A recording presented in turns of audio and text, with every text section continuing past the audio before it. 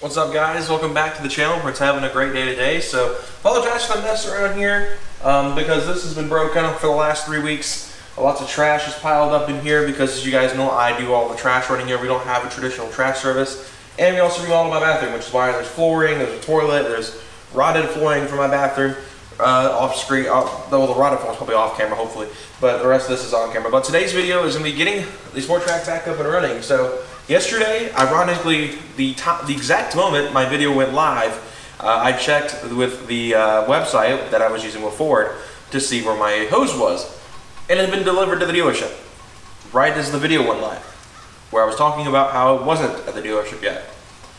So yeah, I was able to get a hold of the part, and last night me and my dad quickly got everything almost put back together. There's one thing left to do, and that is hook the old intake back up completely. That, and I need to get a fuse tap situated with the radiator fan conversion, as I'm still waiting to do that. I just don't have the know-how to actually test what fuses go where, and also may need another fuse because the fuse tap did not come with one like I thought it did.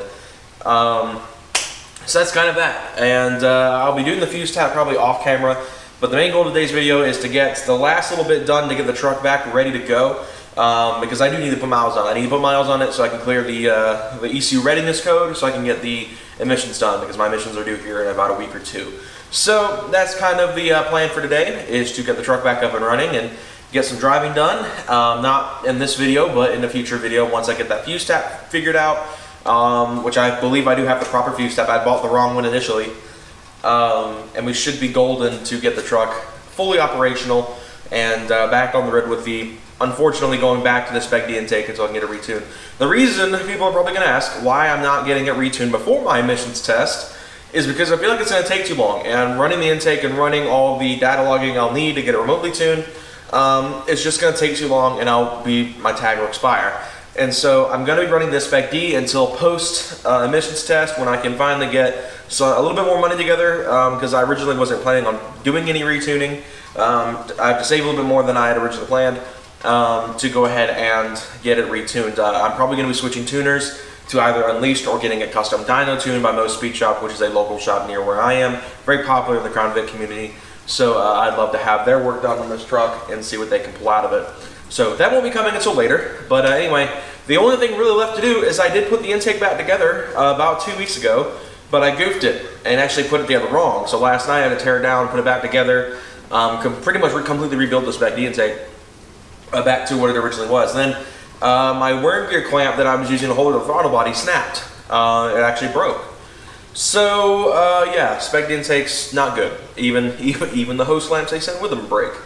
So what I'm going to have to do is I'm probably going to pull one of the T-bolt clamps off the AEM intake, because it is the exact same size as the throttle body, and then clamp that on there, and that way we can make it fit and get this thing back on the road. Outside of that, nothing is left to do, just get it started and running. The hose is back on, coolant's filled up. I mean, we are ready to go. Well, I would say coolant isn't filled up, but there hasn't been any coolant level changes since before the leak started. So I may add some more coolant in there at a later date, but I'm not driving it anytime soon anyway, until we get the radiator fan sorted out with the fuse tap. So no worries there. It's just our goal is to just get this thing back up and running completely, and get it to at least start. So that's kind of the goal for today, is to just get that last clamp put on the intake and start it up the first time in about 2 to 3 weeks. So let's get into that. So thankfully I happen to have a spare clamp from the AEM intake that I didn't use with it, so I didn't even have to take one off the AEM. This is actually just the spare one we had for it. So I've got this little socketed screwdriver, which is what I was using to actually put the AEM on. I believe it may have, well, actually no, I grabbed the right one. Couldn't remember if I grabbed the right one. But we're going to get the hood popped in the truck, get that one clamp put on, and then we should be good to actually start it up the first time in a minute. I'm going to clear the ECU again to make sure the lean code isn't there anymore and that it's all fine and dandy. I know this is not going to throw check engine light as long as the map sensor's put in right, which I did, so there's no telling. If anyone's ever seen me work on cars, it never goes right. So that's what happens when you're learning to work on cars. I don't really do it terribly often, so it's a learning thing for sure. So let's get into it, get this thing up and running, and pretty much back on the road, minus that one little wire tap.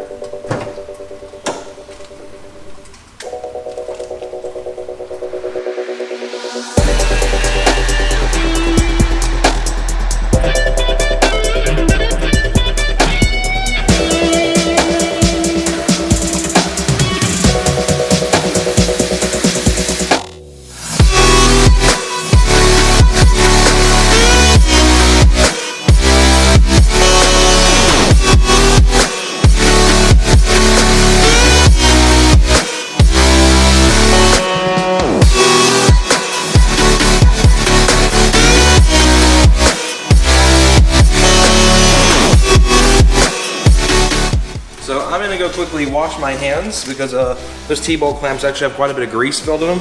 And actually was starting to burst out of that one a little bit. I don't know if I tightened it a little too much for its sake, but the clamp's on, it's tight. We're gonna go ahead and start the truck here in a moment. And hopefully we'll be issue free for a little while.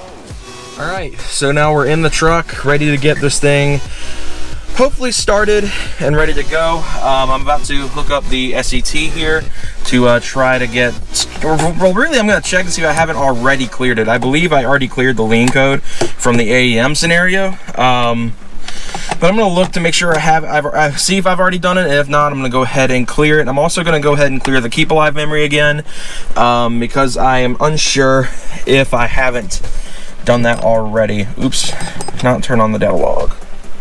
Don't need that at this time, so just gonna go ahead and, okay, I thought the battery was dead for a second. I was like, oh, come on. All right. See what we got here. See if it's still running the lean code. We are not, just the OBD system readiness, which is fine. Gonna do the KAM reset because I can't remember if I already did that. So I am gonna go ahead and knock that out as well. So I'm not gonna leave it running for long. As long as it starts, we're good. And we don't have like any sort of rough running conditions or anything, because it did not have an intake on it and a throttle body for that matter for about 4 days, and it rained like a day or two of that, so should be fine. But fire this thing up.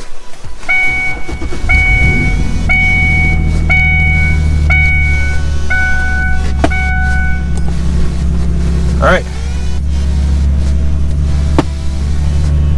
just gonna let it run. Get the data log turned on. It's running like it did before. Short-term fuel trims are where they should be. The MAF shouldn't be having any issues. The MAF is probably a bit confused now because it was just in a much larger housing with the old with the AEM intake, and now it's back in the older, smaller, actually the factory housing with their spec D. So we should be back to how it was before I put the intake on it. And now the goal is just going to be to drive it, get that fuse tap plugged in first so I can get the radiator back to full commish. And yeah, we should be good now though. Everything seems to be doing just fine. Oil pressure is good, battery voltage is good, no lights on the dash. I think we are good for now. Of course, I am going to drive it, and as long as the check engine light stays off, we should be good to get the emissions done, which I'm pretty happy with. Alright, so as you guys saw, the truck's back up and running for now, minus that one fuse tap. I know I said the last clip that would be the end of the video, but I thought it'd be great just to add a closing clip. Everything seems to be okay. Like I said, I wasn't letting it run long because of the ordeal with the fuse tap. I don't want to go out and drive it with it not having a functioning radiator fan. Despite how cool it is outside, engines can still run hot, and not having a fan to cool that sucker down is gonna mean, you know, horrible things for an engine, really.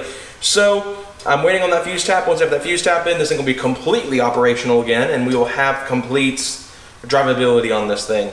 So I'm excited to finally have this thing back. It was nice to let it run for a minute and get to hear it again. It's been so long since I actually got to listen to it.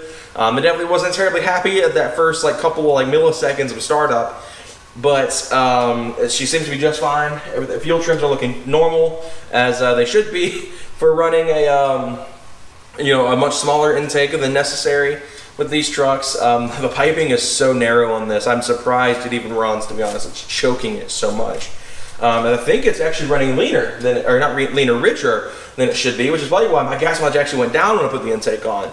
I do wonder if it is choking the truck up a little bit, but like I said, we'll get it retuned to the AEM intake, which will also make my mileage go down because we're gonna have to add fuel to it, because it's running lean. Obviously, if it's running lean, it's not getting enough fuel. But you guys get the idea. I'm really excited to have it back though. I'm excited to get to drive it some more. I'm not gonna get to drive it for now, like I said, because of the fuse tap, but I am so ready to have this thing back. The Hireman Wheels meet's actually coming back, which is great. They got a new spot after it was shut down last time. Thanks, Rednecks. So I'm really excited to have that back. We may go, we may not, I don't know. Towards the end, we didn't really have the greatest of experiences of it. The guys who run it are great. It was not their fault that we had that experience. It was rednecks. Anyway, I hope you all enjoyed this video. If you did, be sure to leave a like, subscribe for more content coming soon on the channel with the Sport Trac. Now that it is back, I've got a couple of cool ideas, and I talked about them in a previous video, but I want to look into more stuff. I've actually been thinking about parting ways with the motives. That's like a very small idea that I've like literally had this much thought into. But these wheels I've had for several years. I really love them, but the fitment's whack, and that's bothered me. But and they don't make 40 mil spacers. You know, I can't get a 40 mil spacer for back. But anyway, that's kind of just like a baby thought. But I don't have the money to do it right now anyway, because the wheels I want are be $1,500 for the set, and I don't have $1,500 to drop right now on a set of wheels, and you know, more than that to get tires. But anyway, hope you all enjoyed this video. I will see you guys on Friday with a brand new upload. As you guys can tell, I'm really happy with this and being back up and running. Yeah, I'll see you guys then. Take care, guys.